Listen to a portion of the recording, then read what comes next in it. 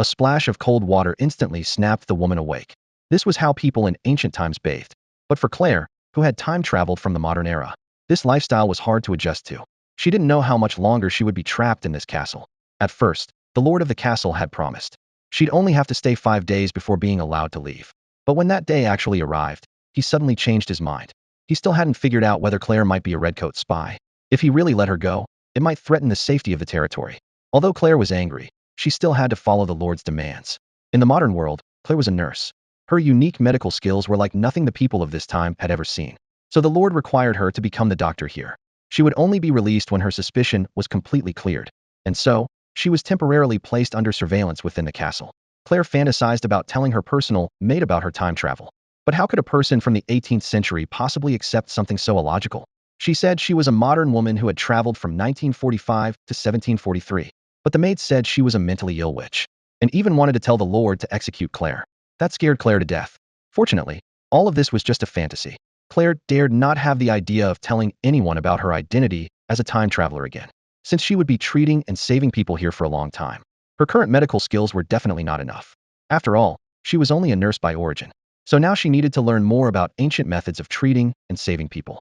After that, Claire treated the sick villagers nearby. But on this day, a villager's son had died the previous night. Claire was puzzled why they hadn't sought her out when the child was sick.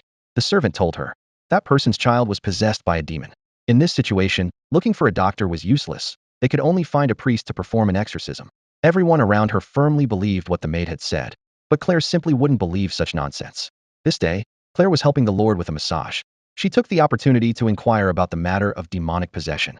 The lord told her not to interfere in this matter, because that child went to a cursed dark place, and was then possessed by a demon and had his life taken.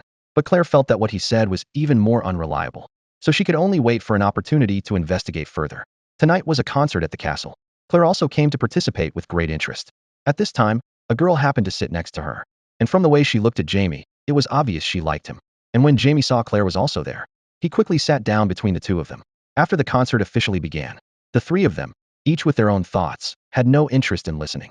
The girl tried everything to win Jamie's favor, but Jamie kept focusing on Claire, chatting with her nonstop. The girl felt incredibly awkward, watching the two of them talk so warmly. She couldn't help but feel jealous. How could a young maiden like herself lose to a widow like Claire? Before the concert ended, Jamie used the excuse that Claire was drunk and wanted to take her back. Before leaving, he even gave his cup to the girl to handle. He really didn't treat the girl as anyone important at all. Claire, a little tipsy, had just been brought back, and Jamie was about to leave. But Claire suddenly called out to him. Having interacted so many times, they had developed a slight affection for each other.